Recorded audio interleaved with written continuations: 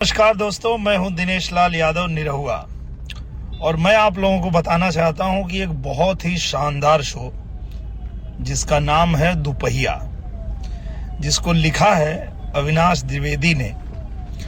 और इस दुपहिया वेब सीरीज में बहुत बड़े बड़े कलाकार हैं और उसमें एक बहुत ही दिग्गज कलाकार हमारे भोजपुरी इंडस्ट्री के भी हैं, जिनका नाम है मनोज टाइगर, यानी हमारे आपके बहुत ही प्यारे बतासा चाचा। तो ये दुपहिया शो आ रहा है 7 मार्च को प्राइम वीडियो अमेज़न पे। तो एक बार ज़रूर देखिए, क्योंकि देख के मज़ा ही आ जाएगा और आप लोग कहेंगे कि बारे बतासा चाचा। और सभी कलाकार एक से एक हैं, आपको बहुत रोमांचित करेगा ये शो।